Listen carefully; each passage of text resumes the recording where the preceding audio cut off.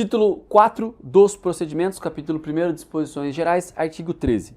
Ao processo, ao julgamento e à execução das causas cíveis e criminais decorrentes da prática de violência doméstica e familiar contra a mulher, aplicar-se-ão as normas do Código de Processo Penal e Processo Civil e da legislação específica relativa à criança, ao adolescente e ao idoso que não conflitarem com o estabelecido nesta lei. Então, olha só, vamos por parte.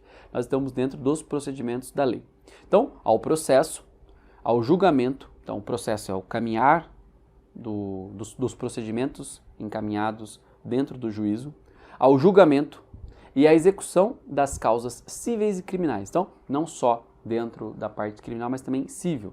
Vamos supor, dentro das indenizações, dentro de separação, questão de filiação, tudo que é cível. Então, processo, julgamento e execução. Decorrentes da prática de violência doméstica e familiar contra a mulher, aplicar-se-ão as normas do Código de Processo Penal. Então, está dizendo, tudo que nós tivermos que fazer dentro do processo, julgamento e execução, CPP e CPC, Código de Processo Penal e também o processo civil.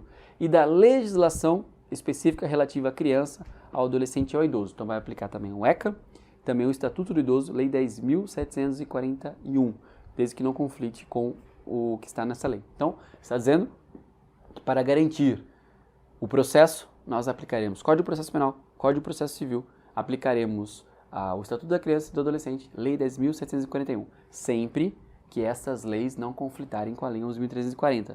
Porque a Lei 11.340 é uma lei específica da proteção à mulher vítima de violência doméstica e familiar. Então, os outros diplomas legais são aplicados, mas são prestigiados os artigos aqui previstos. Então, artigo 13 vem falando da aplicação de outros diplomas legais sem prejuízo da aplicação integral da Lei 11.340.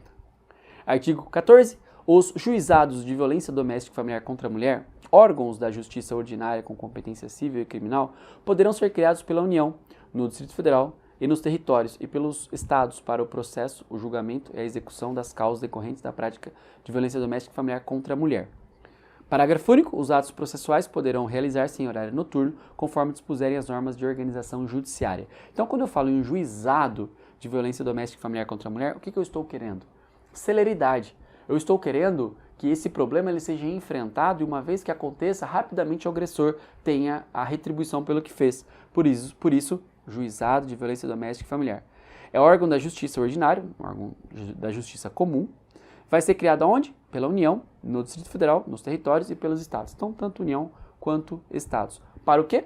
Processo, julgamento e execução das causas que decorram da prática de violência doméstica e familiar contra a mulher, tanto civil quanto criminal. E os atos processuais poderão, inclusive, serem realizados à noite. Vai só depender da organização judiciária. Então, no artigo 13, nós temos os diplomas legais aplicáveis. No artigo 14, o próprio juizado de violência doméstica e familiar contra a mulher. Artigo 14A, alterado recentemente pela Lei 13.894 de 2019. Artigo 14A.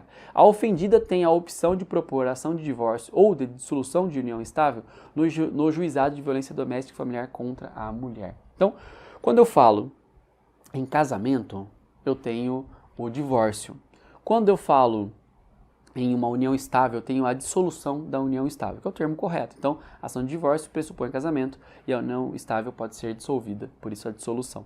E pode ser feito isso onde? No próprio juizado de violência doméstica e familiar, que vai ser muito mais célere, mais rápido. Parágrafo 1º. Exclui-se da competência dos juizados de violência doméstica e familiar contra a mulher a pretensão relacionada à partilha de bens. Então, pode ser feito o divórcio ou dissolução da união estável, mas a partilha de bens não pode ser feito nesse juizado. Parágrafo 2º. Iniciada a situação de violência doméstica e familiar após o ajuizamento de ação de divórcio ou de dissolução de união estável, a ação terá preferência no juizado onde estiver. Então, iniciada a situação de violência doméstica e familiar. Após o ajuizamento da ação de divórcio ou de dissolução de união estável, a ação terá preferência no juízo onde estiver, tá bom? Então, para que não tenha que retirar depois o local onde foi ajuizada a ação. Artigo 15. É competente por opção da ofendida para os processos cíveis regidos por esta lei o juizado. Então, quando eu digo é competente por opção da ofendida, a ofendida é que vai escolher onde ela quer demandar o agressor. Ela vai dizer, em razão do quê? Inciso primeiro, seu domicílio ou de sua residência. Ah, porque ele mora em São Paulo. mas eu resido em Campinas, então eu posso fazer em Campinas, que é o domicílio da sua residência, do seu domicílio ou de sua residência. 2.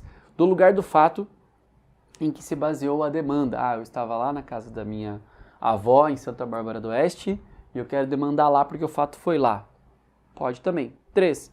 Não, eu moro em Campinas, ele mora em São Paulo, mas eu estou em São Paulo sempre, então eu vou demandar em São Paulo, que é o domicílio do agressor. Pode também. Então, no artigo 15 está dizendo, olha, ofendida, escolha o melhor lugar para que você faça o processo cível, com base na lei, nesta lei, o juizado, tá bom?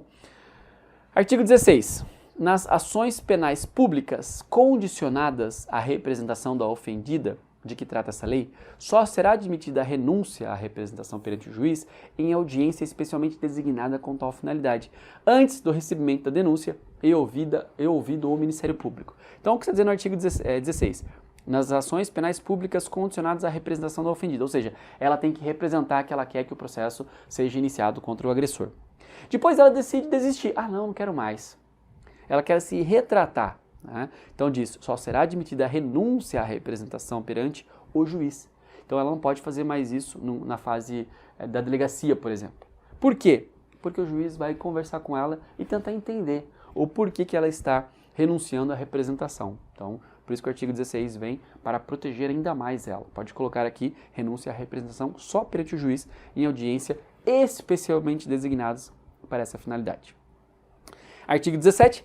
É vedada a aplicação, nos casos de violência doméstica e familiar contra a mulher, de penas de cesta básica ou outras de prestação pecuniária, bem como a substituição de pena que implique o pagamento isolado de multa. Para não falar, bateu na mulher, pagou, foi embora. Então, o artigo 17 diz o que veda. Pena de cesta básica, as penas de cestas básicas, outras de prestação pecuniária, bem como substituir a pena por um pagamento de multa. Tá bom? Então, no artigo 17, o que é vedado no caso de aplicação das penas, cestas básicas, prestação pecuniária, substituição da pena que implique o pagamento isolado de multa. Pode ficar preso e pagar multa, aí pode, mas não pode só pagar multa ou cestas básicas e estar tudo certo. Tranquilo? Então nós vimos esse vídeo, o artigo 13, 14, 15, 16 e 17, artigo 13 o que aplica-se, Código de Processo Penal, Código Penal, ECA e também Estatuto do Idoso. Os juizados de violência doméstica e familiar contra a mulher, vimos que pode-se pedir a separação, ou o divórcio, melhor dizendo, ou a dissolução da união estável nesse próprio juízo, que a mulher escolhe, regidos por esta lei, o juizado do seu domicílio, do lugar do fato, ou do domicílio do agressor, então é o juizado, tem que ter o juizado.